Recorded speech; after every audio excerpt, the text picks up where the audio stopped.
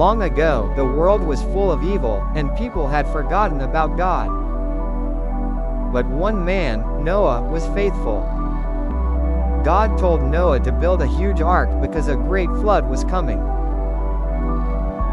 Noah obeyed and built the ark, even when others laughed.